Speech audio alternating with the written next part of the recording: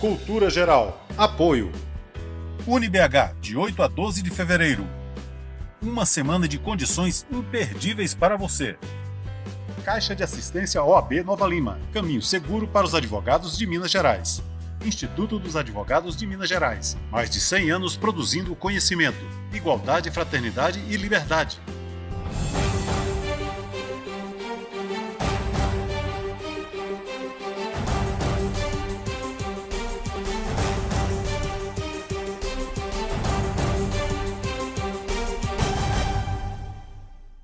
Olá, sejam todos muito bem-vindos ao Cultura Geral, o Cultura Geral que está se especializando em psicanálise, hein? Nunca vi, eu já entrevistei aqui vários e cada vez mais eu acho que é a área do conhecimento que mais tem sido demandada nessa pandemia e a gente precisa se debruçar, precisamos nos debruçar, aliás, nessa coisa do inconsciente, do comportamento humano.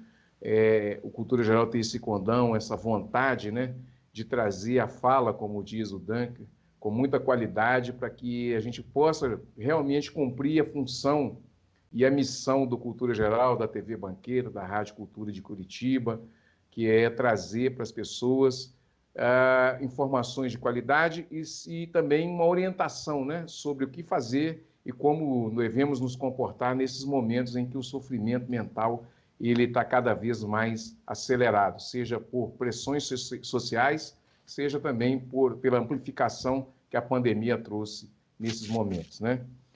E hoje a gente vai conversar com o Dr. Emanuel Miguel, é um nome de anjo, né? Anjo. Aqui Eu tenho 3 nomes de anjo, Ederson. Aqui no Cultura Geral, eu fico muito feliz de poder receber, para a gente poder tratar um pouco da relação mãe, filho, família, como é que a gente relaciona tudo isso e traz isso tudo para o debate, para a conversa e para esse meio digital que a gente está vivendo também. Manuel, seja muito bem-vindo, é um prazer te receber aqui no Cultura Geral. Eu sei que não é fácil assim, liberar tempo, né? O Fábio Belo aqui, que é quase que um curador do programa, né? Um psicanalista aqui de Belo Horizonte. Sim. Eu consigo fazer com ele uma pauta por ano, de tão corrido que é o dia dele, né? E a gente tem feito vários com o Daniel, com o Christian, com tantos outros psicanalistas que por aqui passaram. Muito obrigado pela sua disposição, sua disponibilidade. Vamos tocando esse barco, né? Maravilha, Edson. Eu que agradeço. Como a gente estava mencionando ali, é muito bom poder ter esse espaço da fala. E a psicanálise, ela propõe isso, né? A psicanálise propõe essa fala livre. Então, esse momento, a gente vai falar um pouco de mãe, família. Esse é um espaço muito bom para a gente poder falar, né? E o quanto a tecnologia nos ajudou aí. Então, obrigado pelo espaço. Acho que é muito importante para que a gente possa compartilhar um pouco da nossa clínica, mas ouvir, né? É legal ouvir, isso é muito importante para mim, de verdade. Eu aprendo muito quando a gente troca figurinhas, assim, é um aprendizado, de verdade. Para mim, muito mais. Mano, deixa eu te perguntar uma coisa. Ontem eu entrevistei a doutora Jana Walter e a gente estava falando um pouco, nós buscamos em um determinado momento da entrevista a situação originária, a situação do bebê ali. E você tem uma especialização aí no puerpério, né? Como é que essas duas coisas andam juntas? Como é que a gente traz essa conversa já inicial pelos reflexos que tem na situação originária do bebê com a relação do puerpério da mãe? E você, antes disso, você poderia dar uma conceituada também no que é o puerpério, o que é essa questão da mãe ali, daquele processo de transformação do corpo. Depois tem Claro. a criança, que também é uma coisa nova, né? Aquilo que é tudo novo na vida dessa pessoa. Você poderia conceituar para a gente e Claro. logo depois falar um pouquinho da situação originária e também do puerpério? O puerpério, ele é um momento extremamente complexo, até para a gente dizer dele, né? Até porque eu sempre falo muito em roda de mães, né, Edson? Que assim, primeiro que nós dois aqui somos homens, então a gente não tem a fala da mulher, da mãe mesmo ali que acabou de se tornar mãe, né? Então, a fala que a gente escuta bastante, se a gente fosse descrever esse puerpério é realmente aqueles primeiros meses, e alguns autores vão dizer que o puerpério dura até o desmame desse bebê, mas são os primeiros meses de que a mulher sai daquele papel mulher e ela entra no papel mãe. Ela tem que aprender a ser mãe. Então, uma das coisas que você falou, mas a gente pode falar outra, assim, o corpo dela vai mudar em 9 meses, né? Ela nunca mais vai ser aquela mesma mulher. Ah, Emanuel, mas mulheres voltam. Sim, aquela mesma mulher nunca mais, certo? Ela tem um filho, ela tem um outro olhar, ela tem outros sentimentos. Então, o corpo é uma das coisas que muda. A psique, né? E aí, depois a gente vai voltar nesse original aí, nesse originário. A psique dela tem outros pensamentos. Estudos que a gente vai lendo, né? E até a clínica fala muito isso. O quanto a psique da mulher quando tem o filho, ela muda completamente.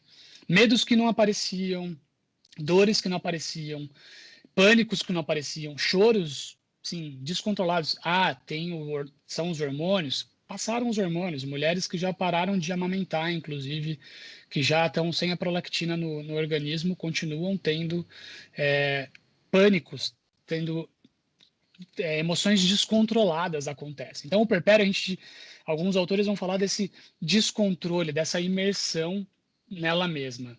Né? Tem um livro que é da Laura Gutman, que é uma argentina que eu gosto bastante de citar, né? Que é o encontro com a própria sombra. E ela vai dizer isso, né? A maternidade acaba sendo esse encontro com alguém que eu nunca vi. Né? Por isso que é legal estudar a psicanálise e a maternidade. Quer dizer, se a gente está dizendo sobre inconsciente, o que será que atualiza nesse inconsciente da mãe quando ela tem um bebê? Quando ela se vê, na verdade, alguém que depende, ela vê alguém que depende dela 100%. Ela não pode mais agora falar, eu não vou mais ver isso, eu vou embora. Né?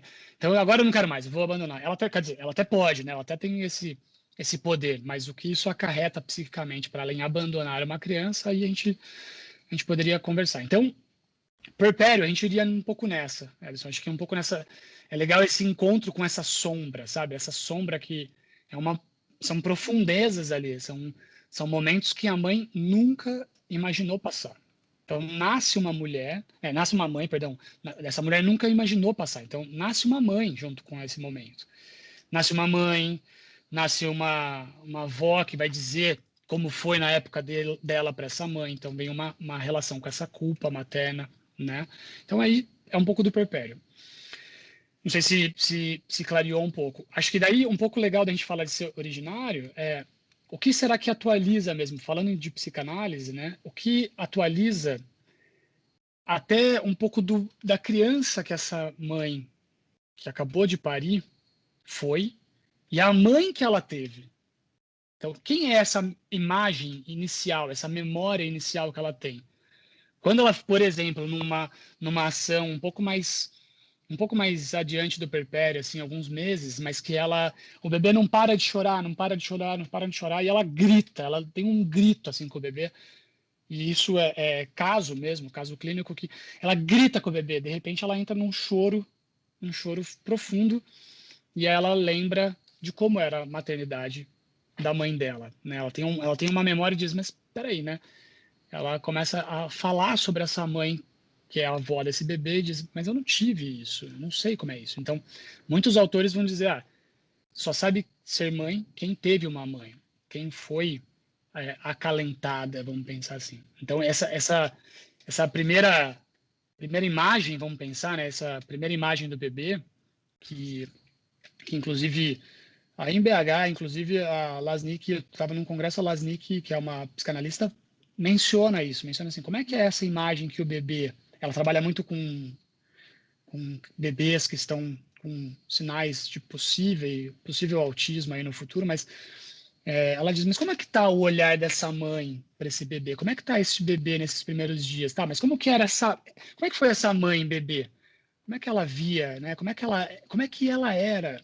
Então tem essa relação de quando ela tem um filho, muito possivelmente atualiza dores dela do passado. Por isso que a gente escuta bastante. Eu não sei, Emanuel, é um turbilhão de emoções, mas é um vazio muito grande. né? Então, assim, ela tem que se encontrar com um buraco ali, é um buraco, né? E tem essa relação, né, do alguém depende de mim 100% agora, né? Então, tem alguém que depende de mim, né? Acho que é um pouco isso. Isso pode trazer medo e ansiedade? Muito possivelmente, né? Tem alguns autores que vão dizer que todas as mulheres passam por uma depressão pós-parto. Então, há controvérsias, né? Mas olhando a clínica, quando eu vejo a clínica dos anos que eu estou trabalhando, 6 anos mais ou menos com clínica do puerpério, todas elas que eu atendo têm pelo menos alguns momentos de depressão, né? Ou momentos depressivos e tudo mais. Então, ansiedade, muito possivelmente. Até porque a ansiedade, né? Vamos pensar, ansiedade deslocamos para o futuro, depressão para o passado, né? Para a gente brincar aqui, tem uma brincadeira de futuro e passado. Quer dizer, a ansiedade de o que eu vou fazer agora? É muito comum, e foi legal. Esses dias eu estava fazendo uma enquete no Instagram e eu perguntei, em uma palavra, o que significa maternidade, puerpério para você, né? E muitas delas conseguiram dizer o quanto era sofrido aquilo. E aí tinha uma outra pergunta que dizia, você já em algum momento refletiu sobre amar o seu filho ou não? E era uma pergunta sim ou não. E eu tive 49% que disse sim. Os outros quase 50% talvez nunca pararam para refletir isso. Então, o quanto tem em algum momento ali daquela maternidade dizer, eu tenho que amar um ser que eu nunca vi e que me disseram que eu tenho que amar incondicionalmente. Então é um conflito na cabeça dessas mães de dizer, Emanuel, eu não amo meu bebê. Eu não sei ainda o que é amor. E isso acontece. Então, você falando de ansiedade, de angústia, quer dizer, isso vai gerar primeiro, uma ansiedade de que elas uma angústia, primeiro uma angústia de que, poxa, eu não amo alguém que saiu de dentro de mim e que disseram que é tão bonito, né? E uma ansiedade de, poxa, eu tenho que fazer algo, eu tenho que fazer algo, eu tenho que fazer algo. E, obviamente, a sociedade cobra isso dela, né? Mano, você tocou num assunto que é a depressão pós-parto, e eu acho que, principalmente quando eu estava fazendo direito, a gente tinha alguns recortes, né, de algumas situações que aconteciam logo depois do parto, ou então, na medida que vai convivendo com a criança, e a depressão ela vai amplificando. Como é que trata isso, mano? Assim, não tem uma receita de bolo, porque cada ser humano é um universo, mas como é que trata isso e quais os cuidados que a mãe precisa ter para tentar, pelo menos, minorar esse sofrimento e também assim, entender aquilo que está acontecendo na sua cabeça, porque ninguém vem com um manual de instrução. Não. Né? Não, a gente brinca que seria tão bom se os bebês, os filhos tivessem uma plaquinha, né? Estou com fome, estou com sono, estou com não sei o que e tudo mais, né? Você precisa fazer alguma coisa? Não. Não, pode ir. Assim, não, tranquilo? Maravilha. Então, acho assim, olhando para a psicanálise até, não existe uma fórmula de bolo, certo? Acho que essa fórmula, ela realmente não existe. Porém, eu acho que caminhos que eu vi que ajudam muito, principalmente em grupos de mãe. Eu participava, por causa da pandemia, acabou não acontecendo mais aqui em Campinas, mas eu participava de rodas de mães. E essa escuta era muito boa, porque mães que estavam no puerpério, elas estavam se ouvindo. Então, olhando para uma, entre aspas, aí, receita de bolo, compartilhar dor. A dor de uma mãe é uma dor da segunda mãe, que é uma dor de uma outra mãe, e como elas, na verdade, entendem que as dores são parecidas. Esse é um ponto importante, né? Rede de apoio, Ederson. Rede de apoio muito forte. Então, ter uma rede de apoio mesmo, e aí a gente pode falar como homem mesmo, os homens, esses parceiros, pode até ser um casal de homossexual, mas o parceiro que não pariu, né, precisa ter um apoio, precisa se colocar um pouco no lugar dessa mulher, precisa ouvir essa confusão mental que existe nessa mulher, precisa pegar essa criança, coisas pequenas, mas, por exemplo, né, pegar um copo d'água para ela enquanto ela está amamentando, tentar se colocar no lugar dessa loucura da maternidade. Então, rede de apoio é muito importante, muito importante. E aí eu vou puxar a sardinha para o nosso lado, terapia. Né? Terapia tanto gestacional, que funciona muito bem, né? Terapia gestacional, a gente tem muitos assuntos que começam a ter já essa angústia, e terapia do puerpério, né? Perinatal, a gente tem terapia que continua. Então, falar sobre o problema faz com que essa mãe se organize um pouco mais. E aí ela vai percebendo que a dor da maternidade não é só daquele momento, vem do passado, vem de momentos que está acontecendo com o casamento, né? Então ela engravidou e o casamento estava muito ruim. Então a gente precisa falar disso. Né? Vem de um bebê que ela não ama, então ela precisa falar para alguém que ela não ama esse bebê ainda. Eu ainda não amo esse bebê, eu preciso me conectar com ele. Então isso é muito importante para essa mãe. Então ter esse momento de poder falar. Falar o quê? Falar o que ela quiser. Falar, chorar. Né? Então eu atendo muitas mulheres amamentando, né? Então assim, mas você tá amamentando, traz o bebê, tá tudo bem, vem cá, traz o bebê, vem amamentar. E ela fala, mas o bebê tá aqui. Eu falei, daqui a pouco você vai ter alguém para ficar com o bebê. É libertador, é uma palavra que a gente escuta bastante. Emanuel, vir aqui, sair, não sei o quê, parar aqui na sua clínica, poder tomar um café, foi libertador. Quer dizer, porque o puerpério, a gente brinca da pandemia, né? A pandemia mostrou um pouquinho do que essas mulheres passam. O puerpério acabei de ter um filho, não posso sair com o filho, as pessoas vêm me visitar e vão embora, mas o que eu faço? Eu não faço nada, a mulher não faz nada, a mulher fica presa o tempo todo, na sua grande maioria das vezes, né? Pelo menos os primeiros 3 meses ali, que inclusive os médicos dizem sobre vacinas e etc. Então ela passa 3 meses para pensar, gente, na pandemia, como foi difícil ficar 3 meses em casa, né, cara? Então, o puerpério ele é devastador mesmo. Por isso que rede de apoio, parceiro ou parceira aí que esteja de fato a fim de entrar nesse buraco, né? Então, que coloque, que fale, que discuta as coisas, bastante terapia. Eu acho que a terapia é um caminho. E aí digo, puxando sardinha para psicanálise, mas terapia, né? Comportamental funcionaria, psicanalítica funcionaria e tudo mais, né? Mano, Acho que é um caminho bom. Deixa eu dar uma aprofundada nisso aí. Você falou nesse não amor. Uhum. Opa! E esse não amor da criança, e é óbvio que a gente é a soma dos tempos, né? Tem uma música, uma MPB ajuda a gente, né? Muito, o MPB é impressionante. Tem uma música do João Nogueira que ele fala: quando eu olho no espelho, tem alguém que me olha e não sou eu, né? Olha que frase linda.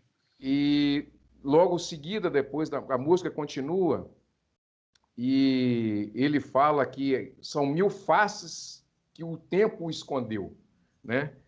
Então, puxando por esse lado, eu lembrei dessa música agora, e quando você fala no não amor, me remete a esse pensamento assim, desse não amor, ele pode perdurar, porque também nessas 1000 faces que o tempo escondeu, também poderia ter tido não amor ali, e isso também veio ao longo do tempo, misturando com o estado de coisa econômico que nós vivemos ao longo do tempo, em que as mulheres eram colocadas como um objeto. Então, grande parte, aí eu vou chocar um pouco quando eu falo isso, grande parte das pessoas são filhos de estupro, né? Que tipo, se a pessoa não queria ter filho, ou não estava preparada, ou foi jogada num relacionamento em que ela não escolheu, e aí vem essa coisa pesada.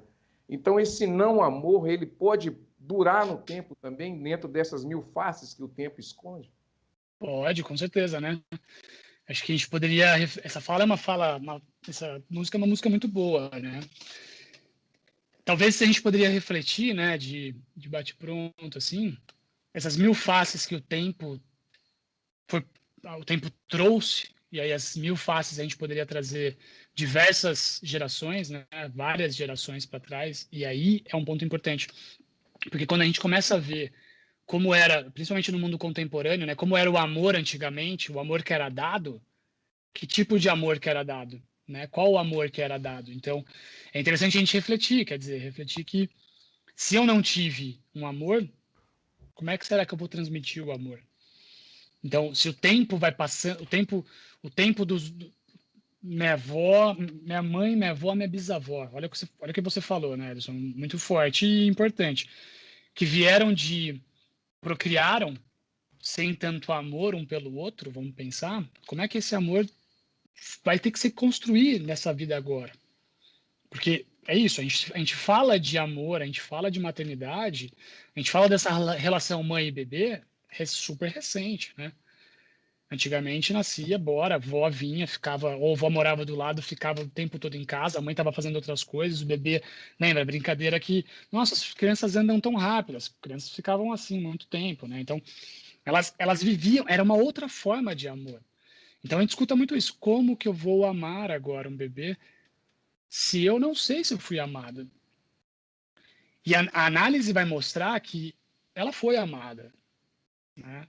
De uma outra forma. Ela teve algum possível amor, né? Principalmente quem chega em análise para clínica, ela vai ter um possível amor. Ou mesmo quem não teve, né? Quem não vai para uma análise, mas em algum momento existe um carinho, um amor, né? Uma vontade de que essa pessoa sobreviva. Ah, é o mesmo amor que eu quero dar para o meu filho agora? Nunca vai ser, certo? Por isso que esse conflito acontece. Minha mãe nunca me deu amor e eu tento dar o amor. Eu vejo meu filho agora e falo que eu preciso amar essa criança. Mas eu não sei se eu senti amor da minha mãe. Quando eu pergunto para minha mãe diz: você era a coisa mais importante da minha vida, né? Mas quando eu lembro, a mãe estava fazendo outras coisas, não necessariamente olhando fixamente para essa criança. Quer dizer, ela tinha outras questões. E essa mãe que está no puerpério, esse não amor que a gente está dizendo, ela em algum momento ela se questiona disso. Olha, uma coisa que parece meio chocante. O que eu fiz da minha vida? Eu tive um bebê. Querendo, planejado, desejado, né? A gente faz muita diferença de desejado e não planejado, né? A gente fala muito isso. Então, um filho que foi planejado, foi lá, eu quero ter tudo mais. Quando nasce, por alguns meses, nos primeiros meses do puerpério, e isso vai perdurar depois na maternidade, o que eu fiz na minha vida? E aí a gente entraria numa questão psicanalítica que vem o nosso... E aí você entende bastante o nosso juiz, né? Vem um juiz na nossa cabeça, vem uma moral ali na nossa cabeça que vai dizer: você não pode pensar isso. Como assim, moralmente, você pode não desejar esse filho? Né? Inconscientemente, muitas vezes, claro, né? Estrutura psíquica de superego, ego e id ali, né? Resumidamente ali, mas a gente tem um juiz ali na nossa cabeça que vai dizer pode ou não pode. Então, quando ela chega em análise ou quando ela chega para alguém e fala: eu não sei se eu amo esse bebê. Ufa, e se esse outro, né, não a julga por isso, vai dizer: nossa, que bom. E quando ela está na roda, com mães e conexões, a outra fala: jura, eu também penso isso às vezes. Nossa, que bom. Então, ela começa a se identificar, entende? Então, esse não amor que a gente está dizendo pode vir de outras gerações, né? Tanto que tem estudos, eu fui uma vez numa palestra também, sobre parricídio, né? Alguns estudos de parricídio. O filho mata o pai, passa alguns anos, algumas gerações, filho mata o pai de novo, quer dizer, repetição, né? A repetição das coisas. Quer dizer, por que será que as pessoas repetiram aqueles fatos? Então, e aí a gente poderia aprofundar mais isso no futuro, né? Bom, gente, chegamos ao final desse primeiro bloco. Programa bom, passa rápido, né? Igual filme e jogo bom, né? Passa muito rápido. Não saia daí, estamos aqui na TV Banqueta e na Rádio Cultura de Curitiba, conversando com o Dr. Emanuel Miguel. A gente está falando um pouco de psicanálise em família, né? Em mães, bebês, e eu acho que pais também. Eu acho que é muito importante tratar desses assuntos, e assuntos que são importantíssimos para nós, para a sociedade brasileira, para as pessoas que têm passado por esse momento, e aquelas pessoas que pretendem passar, e aquelas pessoas que convivem com essas pessoas, né? Então não saia daí, um minutinho só, a gente estará de volta aqui na TV Banqueta, na Rádio Cultura de Curitiba, é um minutinho só.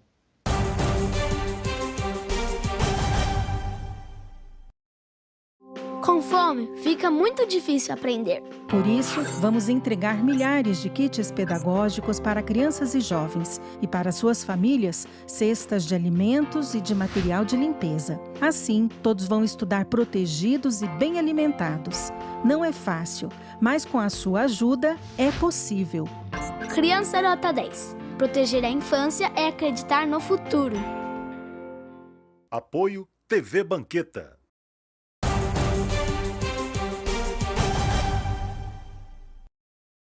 Bom, de volta com Cultura Geral aqui na TV Banqueta e na Rádio Cultura de Curitiba. Estou entrevistando aqui o Dr. Emanuel Miguel. A gente está falando um pouco de psicanálise em família, mãe, pai, criança. E assim a gente vai tocando esse programa. Doutor Emanuel, deixa eu te perguntar mais uma coisa assim. Emanuel. Estamos juntos já. Emanuel. Porque eu leio algumas coisas de Emanuel, né? Então, sim. E aí eu queria te perguntar como é que a gente trabalha essa condição, não só da maternidade, mas também da formação da criança ali, dos pais, das mães e tal, nesse mundo tão volátil que a gente está vivendo, né? Eu tenho repetido isso aqui há um bom tempo, que é essa liquidez, né, das relações, né? Essas relações Sim. cada vez mais fluidas. Se já era complicado imaginar o amor, o bebê com a mãe, a família, hoje está mais complicado ainda por causa desse deslocamento, dessa subjetividade amplificada, né? Como que a gente pensa isso, Emmanuel? Como é que a gente traz isso para essa nossa nova realidade, essa realidade que a gente está vivendo, que o Byung-Chul Han chama de sociedade da positividade e a sociedade do cansaço também. Como é que a gente traz isso e mistura tudo isso nessa conversa? Uau, que boa pergunta. Primeiro, dessa sociedade da positividade, que acho que e aí a psicanálise vai entrar fortemente nessa relação do positivo, né? O quanto, na verdade, nem tudo é tão positivo assim. E que a gente precisa, às vezes, vivenciar, viver, né? Sentir o que não é positivo. Então, a gente vive numa sociedade, nessas paternidades totalmente positivas, certo? Onde, se a gente olha na internet, a gente vai ter diversos canais dando receitas de como criar filhos. E que quando a gente escuta na clínica, é um desespero dos pais, porque aquela fórmula mágica que tem ali no livro, né? Então, estou com um livro ótimo aqui, inclusive, ó, que eu recomendo, que é A Família e o Desenvolvimento Individual, do Winnicott. Estava aqui parado, que eu falei, bom, às vezes tem alguma coisinha boa aqui. Mostra é como se a gente aí. pegasse... A Família e o Desenvolvimento Individual, do Winnicott. Esse livro é maravilhoso, esse livro dá para... Quem não é psicanalista, em algum momento dá uma perdidinha aí no meio do caminho, mas dá para ler, porque ele vai falar muito dessa relação família, mãe, bebê, vai falar o terceiro, que é essa função parental, que pode ser o pai, pode ser vovó. Mas aí a gente vai pensar o seguinte, que se fosse uma fórmula mágica, né, se fosse uma cartilha, que a gente vê muito isso nas redes sociais, seria fácil, certo? Então, a gente falaria para tecnologia, ser um pouco menos para essas crianças, os pais estarem presentes, esse cansaço da pandemia. A pandemia é agora, né? Um ano, mas a gente escuta esse cansaço dos pais e essa não relação com os filhos há um bom tempo, né? Então, eu acho que essa relação da positividade, ela acaba sendo tóxica para essas famílias. Porque no dia a dia da família, o pai foi trabalhar o dia todo, a mãe foi trabalhar lá porque a mãe faz isso, faz aquilo, tá exausta. Quando chega em casa e o filho quer brincar, e aí a gente vê a positividade de dizer, vamos lá, a gente tem que ser assim, tem que ser assado, vamos ser desse jeito, vamos ser daquele jeito. Quando a gente lê a cartilha, a gente não tá aguentando a cartilha. A gente não aguenta essa cartilha, a gente está exausto, a gente está morto. E aí a gente faz o quê? Perde a paciência com o filho, a gente acaba descontando essa nossa frustração no filho. Então, eu acredito que é uma boa discussão sobre positividade, mas que os pais possam conversar sobre como cuidar dos filhos. Os pais, acho que é legal assim, tirar um pouco desse só pai, né?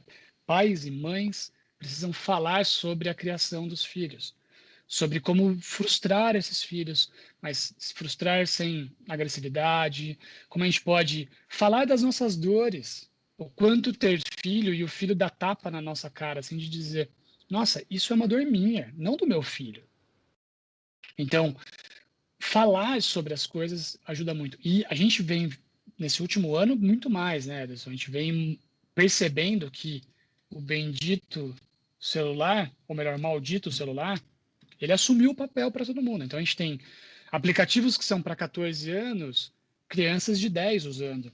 Aplicativo que são para 18 anos, crianças de 15 usando. Quer dizer, os pais acabaram delegando, não todos os pais, quando a gente diz isso, mas a gente está querendo dizer uma grande maioria, a tecnologia. E a gente entrou nessa, né? A gente estava brincando um pouco antes de as lives, a gente está nessa, live, internet, tecnologia. Então, a tecnologia para a criação dos filhos, ela, se for usada em excesso, ela é muito ruim, certo? Então, a gente até esse ano eu e uma colega aqui da região de Campinas, a gente criou um curso, que inclusive vai voltar, que é Psicanálise para Pais.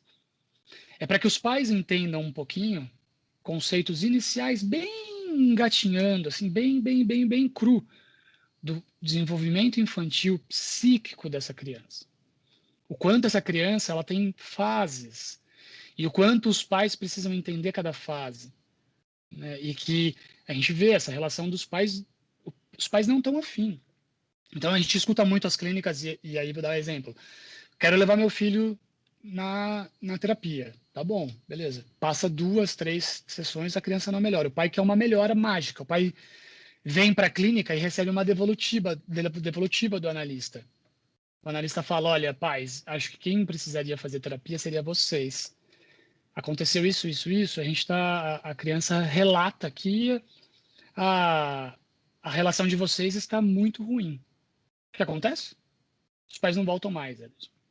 Os pais não estão mais dispostos a ouvir alguns calos. Então, essa relação da sua pergunta, ela é importante, porque os pais olham a cartilha, seguem a cartilha, dão tecnologia e a vida segue, entendeu? Então, é um pouco complexo a gente pensar nessa relação da positividade, porque a gente tem a positividade, tecnologia, e a gente vai deixando o filho sendo criado, né? A gente vai deixando o filho... Isso acontece muito, certo? E quando a gente fala isso, não tem só a ver com psicanálise, certo? Acho que esse é um ponto. Tem a ver com o quanto a gente está cansado do dia a dia e a gente não quer criar filhos. E, como diz a Ana Sui, que eu adoro, inclusive quem tiver aí, segue a Ana Sui, que é uma psicanalista que fala muito sobre maternidade. Ana Sui, S-U-Y, se eu não me engano. Ela é maravilhosa, ela diz... É difícil, então tem que estar muito afim de entrar nessa tal de maternidade e paternidade. Tem que estar afim, tem que estar muito afim para brincar ali, porque o negócio não é brincadeira, não. É doloroso, é sofrido. Então, quem está afim de criar crianças melhores para o futuro, tem que ter trabalho, tem que ter horas ali. Né? Então, cartilhas prontas, a gente acha um monte. Mas elas não funcionam 100%, porque cada família tem um contexto, cada pai, cada mãe tem um histórico, tem uma psique, tem um inconsciente ali, né? Então é interessante a gente pensar nisso. E a tecnologia, na minha opinião, ela agravou isso, né? A tecnologia ela vem agravando muito. As crianças estão muito na tecnologia, muito. Já estavam antes, né? Nós vamos voltar nessa parte aí, na parte final do programa, nós vamos relacionar isso aí com Foucault. Mas antes disso, Perfeito. Eu queria te perguntar como é que a gente deve lidar com os rábulas. E no direito a gente chama de rábula, aquela pessoa que fala de direito, mas não é advogado. Né? Então nós temos as pessoas que leem livros de psicologia e de psicanálise e se intitulam também. Aí vira coach, né? Aí você pegou num calo importante. E aí, como a gente lida com essas pessoas, você falou? Lidar com essas pessoas, porque você tem um problema no núcleo das famílias, às vezes, que é esses rábulas que leem alguma coisa e sai falando. Então, ele cria receitas. E tem gente que tem essa disponibilidade porque tem também 1000 faces que o tempo também trouxe, né? Claro, nessa pessoa aí. E também pensar que, de alguma forma, a pessoa é um subterfúgio para a pessoa, né? Ao invés de sentar no banco da academia para poder estudar, ela cria um universo paralelo na cabeça dela.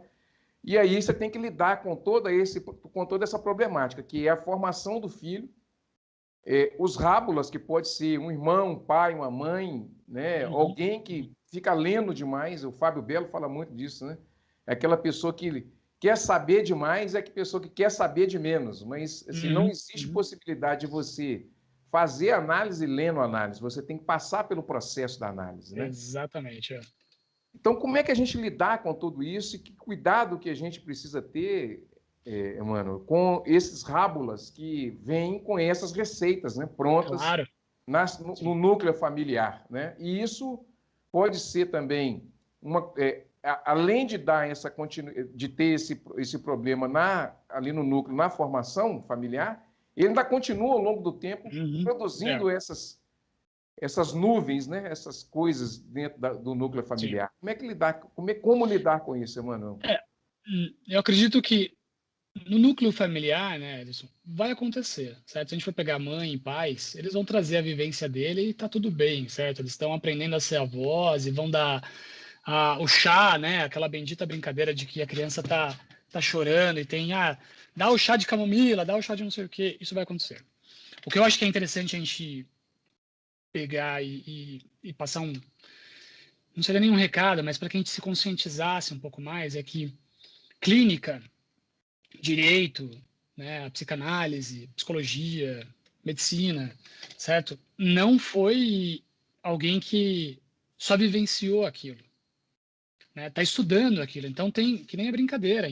Daria para a gente trazer alguns livros aqui. Traz livro na mão, né? Mostra a nomenclatura, traz isso. Mais a clínica, mais o que você está vivenciando, mais o que você está trazendo, né, do dia a dia. Mas vamos ler livro, vamos olhar outro livro, vamos atrás de outros autores, vamos atrás de embasamento, que é o que você falou que a faculdade traz isso, faculdade, universidade ou cursos, né? Acho que até a psicanálise é bem aberta com relação a isso, mas que a gente possa não ir no achismo. O que eu te falei hoje sobre puerpério, sobre maternidade, não é um achismo meu, né? É o que a gente vem estudando e a clínica. E isso acontece muito, né, Ederson? Acontece muito.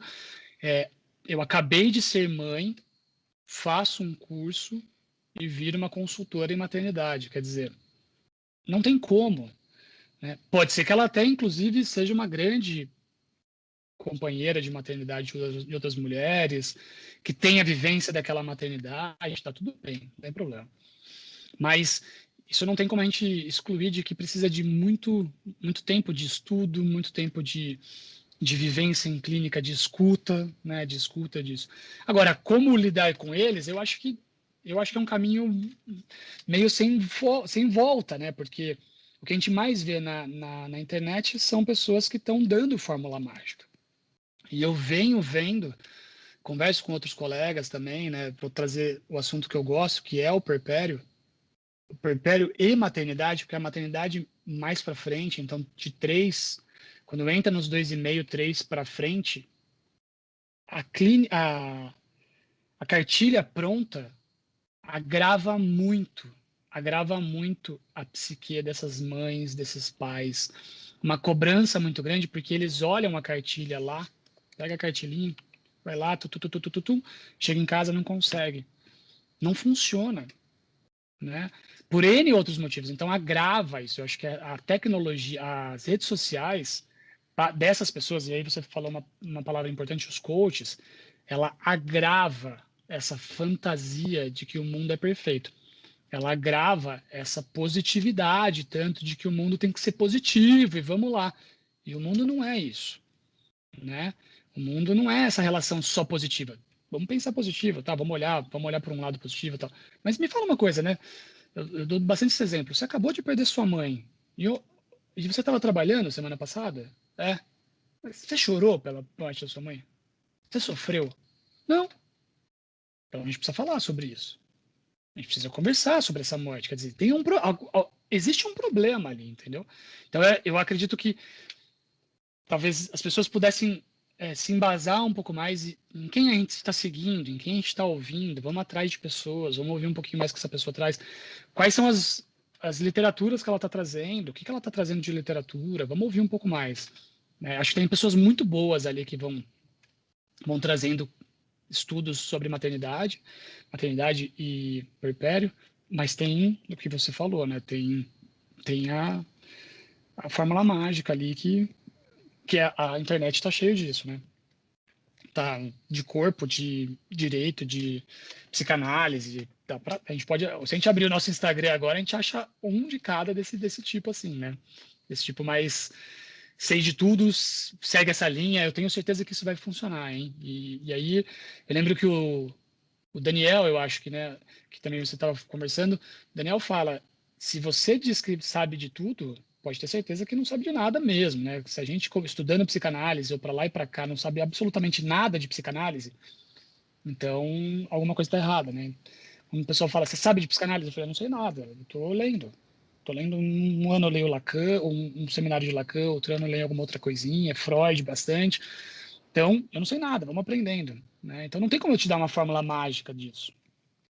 Eu acho que é mais ou menos isso, Ederson. Não sei se Não, foi eu muito. acho que é essa construção mesmo. Por isso que a fala é importante, porque as pessoas entenderem que mesmo estudando, mesmo a gente não tem fórmula, não tem Não tem nada fórmula. pronto, né?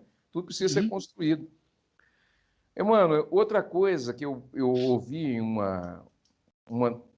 quando a gente está desenvolvendo todo esse trabalho, você vai tendo essas escutas também, vai dialogando, você vai aprendendo que às vezes as pessoas vão falando barbaridades e você não tem o que falar.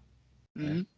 E numa dessas conversas e tal, eu fiz uma pergunta para uma pessoa sobre um menino de 14 anos. E falou, não precisa ter cuidado com ele, porque está em formação ainda e tal. Aí o rabo lá vem e fala assim, olha, já tem 14 anos, a personalidade já está formada, então acabou, o que tem que ser, vai ser e pronto, acabou. É desanimador quando você ouve isso, assim, porque você espera pelo menos um pouco de bom senso. Mas como é que a gente trabalha isso na cabeça das pessoas, ou pelo menos, assim, para que a gente leve uma mensagem que entre 0 e 100 anos a pessoa ainda está em construção? Como é que a gente trabalha isso? Olha, essa eu diria que é de 1 milhão, viu, Ederson? Até olhando para a política hoje, né? A política, mundo hoje, eu acho que essa é uma ótima pergunta. Eu diria, eu gosto muito, sempre fui uma pessoa que falei muito, conversava muito. E é engraçado que eu acabei indo para a psicanálise que mais escuta do que fala, e eu tenho aprendido cada vez mais a escutar. E digo que a fala, né, conversar, saber ouvir é muito importante. Eu aprendi muito a ouvir. Então, eu acho que o que a gente poderia dizer para os outros é: escuta um pouco, né? Escuta um pouco o que o outro está te dizendo. Então, vai dar uma lida, vai ler em algum outro lugar, vai ouvir um pouco mais, né? Escuta um pouco. Eu acho que a gente tem essa sensação de que o que a gente leu aqui é a verdade absoluta. A política está nos mostrando isso, né? Li uma parte, é a verdade absoluta e eu quero isso, somente isso. Porém, me traz de onde você leu isso, o que a gente pode discutir sobre isso, onde que a gente acha mais informação sobre isso, né? Onde a gente acha esses caminhos para a gente poder discutir. Então, na minha opinião, eu acho que se a gente aprendesse a ouvir um pouco mais, né, a ouvir um pouco mais as pessoas, seria muito bom. E é isso que você falou. Nunca sabemos. Eu sou muito novo ainda para falar, nossa, eu sei sobre paternidade, maternidade. Eu, particularmente, não sei nada. Eu lembro de uma roda, assim, de mães que eu estava um dia e a mãe falou, nossa, mas o que um homem faz aqui? Eu falei, eu estou aprendendo. Eu falei para essa mãe. A mãe caiu na gargalhada, ela falou, meu, mas como assim? Você que veio falar? Eu falei, não, eu só vim ouvir. Ah, mas assim é fácil, viu? Assim é fácil. Eu falei, não, mas eu estou aprendendo, eu só quero aprender, eu quero ouvir o que você está dizendo, né? Porque na sua maternidade, e aí a gente começou a roda aqui, a sua maternidade é diferente daquela ali. Vamos ver? Ela começou a falar da maternidade dela, a outra era diferente. Então, assim, eu diria que essa pergunta, vamos aprender, vamos ouvir um pouco mais, vamos deixar que essas falas possam aparecer, mas que a gente escute muito, né? E que a gente não tenha essa sensação de que somos donos da verdade. E isso em todas as áreas, né? Eu vou falar de muitos colegas, às vezes, que parecem que não, é isso, né? Foi o que você falou, 14 anos, está formado. Qual é o contexto? Eu tive um analista filósofo há 2 anos atrás, assim, 2, 3 anos atrás, e ele falava, tá, mas qual é o contexto? Ele era meu supervisor, perdão, não era o ato falho de analista. Ele falou, mas qual é o contexto, Emanuel, da família desse paciente? Eu falei, como assim o contexto? Eu brinquei. Ele falou, vamos olhar o contexto. Vamos olhar o contexto dessa semana, vamos olhar o contexto dessa família, vamos olhar o contexto desse vô, desse pai, vamos olhar o contexto. Muita coisa pode mudar nisso.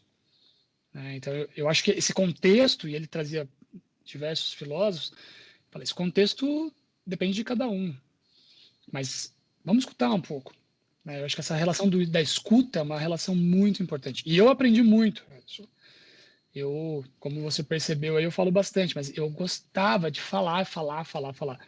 E eu aprendi vamos ouvir, me conta o que você está falando, né? Então, eu quero ouvir mais, é muito mais gostoso ouvir e aprender com isso, porque a gente aprende, né? Eu acho que a gente aprende com isso. Então, como é que você chama aí? Os rábulas. Acho que vocês, rábulas, podem escutar um pouquinho mais, né? Essa relação da verdade, ela não existe, né? Qual é a verdade? Essa é um bom pensamento. Como diz o Daniel fala assim, pensar e fazer. Nós precisamos escutar e ouvir, né? Exatamente. Bom, Muito bom, gente, Daniel é ótimo. Deixa eu fazer mais um intervalinho, daqui a pouquinho a gente volta com mais Cultura Geral aqui na TV Banqueta e também na Rádio Cultura de Curitiba. Não saia daí, um minutinho só, a gente já volta com a parte final aqui do Cultura Geral, nesse programa super especial, que é psicanálise em mães, crianças, família, de uma forma geral. Não saia daí.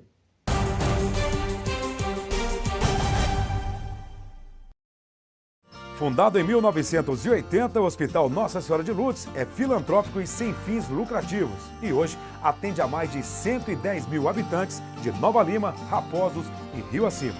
O Hospital Nossa Senhora de Lourdes, eu me sinto como se eu estivesse em casa. Só tenho que agradecer, sou muito bem tratada. Aqui eu tenho eles como se fosse a minha família. O Hospital Nossa Senhora de Lourdes é o único da região responsável pelo atendimento aos usuários do SUS, nos casos clínicos e cirúrgicos de média complexidade. Possui pronto atendimento adulto e pediátrico com funcionamento 24 horas, contando com plantonistas da pediatria, clínica médica, cirurgia, ortopedia, obstetrícia e anestesiologia.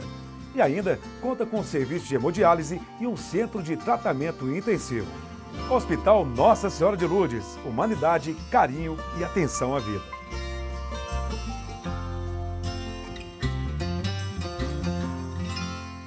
Apoio TV Banqueta.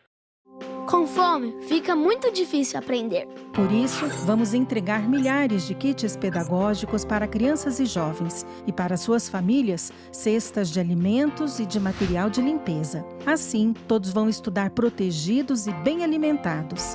Não é fácil, mas com a sua ajuda é possível. Criança Nota 10. Proteger a infância é acreditar no futuro. Apoio TV Banqueta.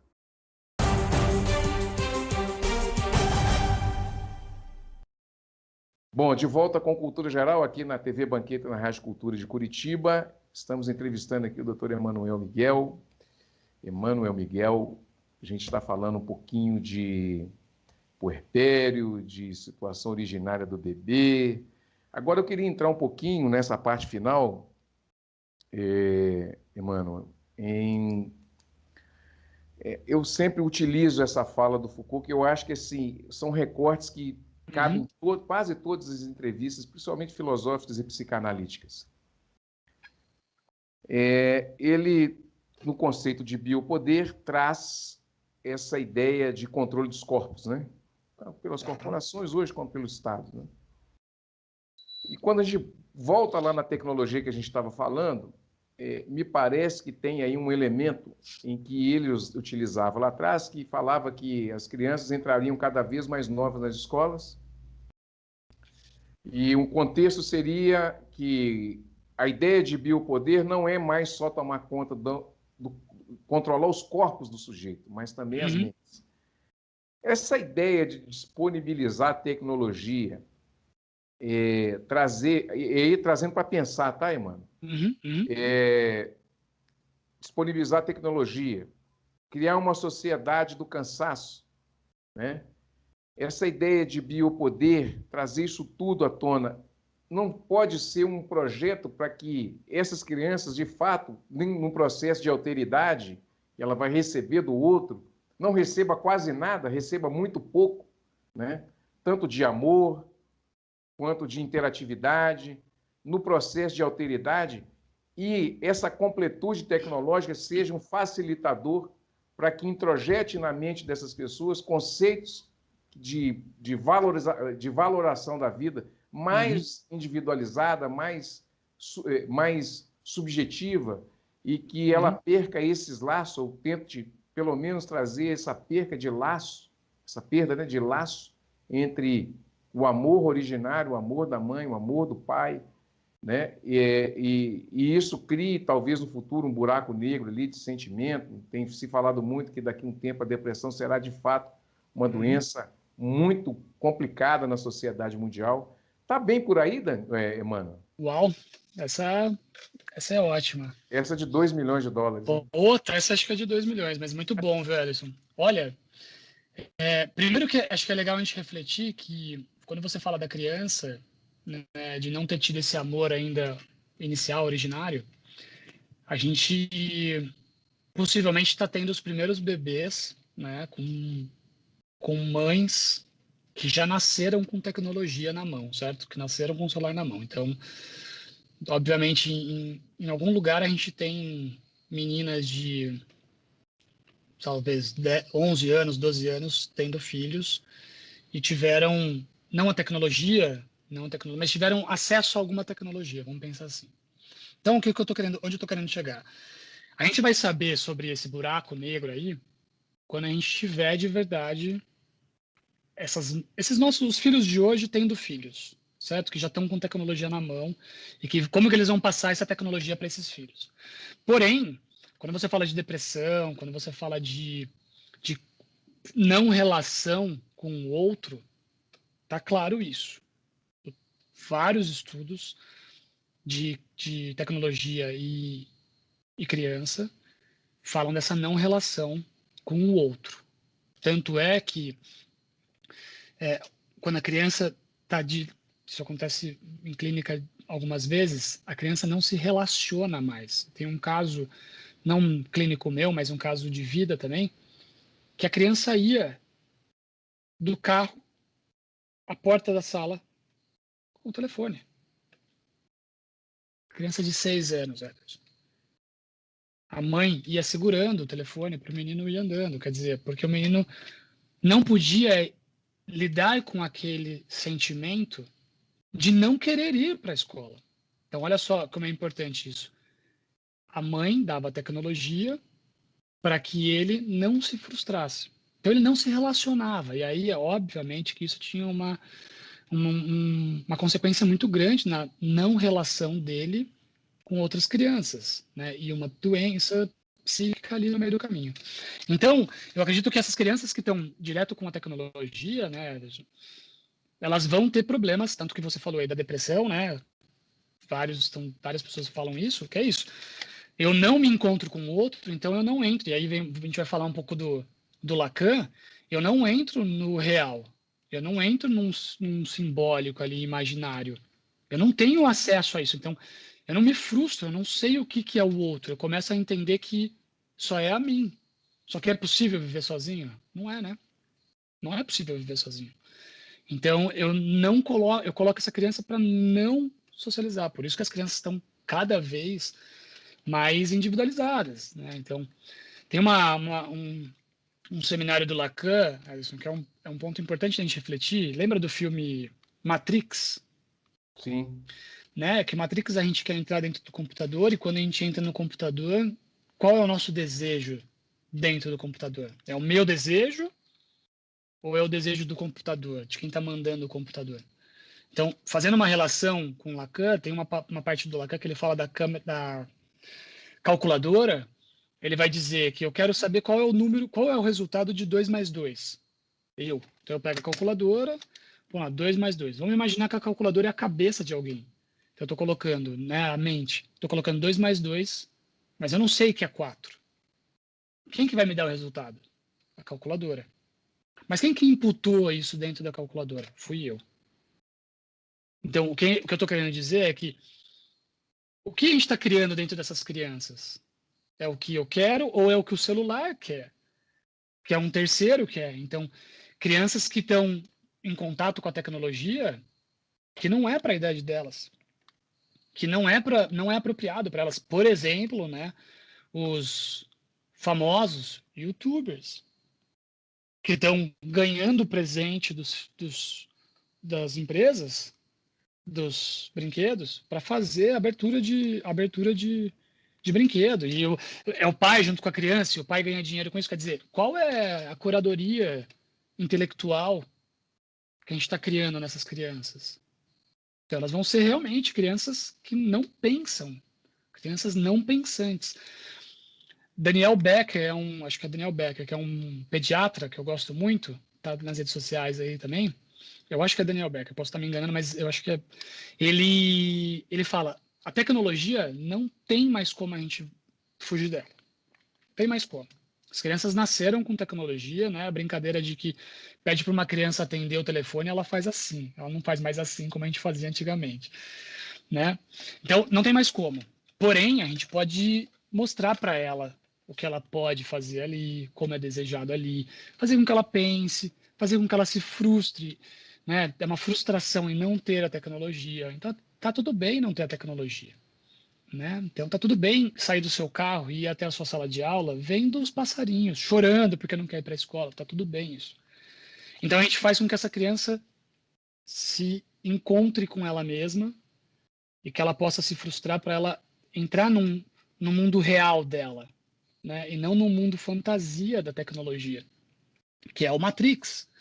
A gente entra numa tecnologia que é uma fantasia. Eu acho que eu vou entrar lá dentro do Matrix e vou viver o que eu quiser. Opa, peraí, não é bem assim. Eu entro lá no Matrix, tem alguém que diz para mim o que eu devo fazer ou não. Né? Então, pensando nos filhos, eu brinco bastante. Várias mães falam, meu Deus, mas acho que eu estou traumatizando meu filho. Eu brinco, que bom. Que legal que está traumatizando. Como assim, Manuel? Trauma não tem como a gente não ter. Né? Se frustrar não tem como a gente não se frustrar, né? A gente precisa se frustrar. Como a gente vai lidar com essa frustração é um outro ponto, né? Bom, gente, chegamos ao final do programa Cultura Geral, com essa pauta super bacana. Não esgotei o tema, para mostrar para vocês, gente. Tem perguntas aqui ainda a rodo, né? Muito bom. Não esgota o tema, vou ter que voltar com o Emmanuel aqui, o Emanuel. Prazer. Aqui em outra oportunidade.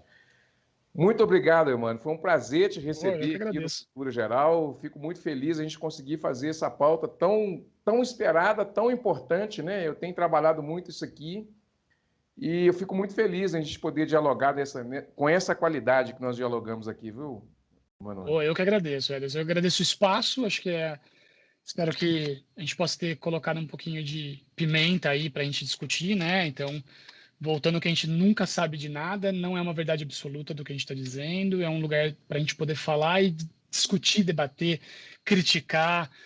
Mano, você falou uma coisa, mas eu quero trazer uma outra visão. Ótimo, vamos embora, né? Então, um espaço de fala livre e sempre muito embasado. Acho que isso é muito legal. Obrigado pelo espaço, muito bom. Eu que agradeço. Gente, chegamos ao final do programa Cultura Geral. Voltamos amanhã aqui na TV Banqueta, na Rádio Cultura de Curitiba, com mais uma pauta super especial. Um grande abraço e até amanhã, se Deus quiser.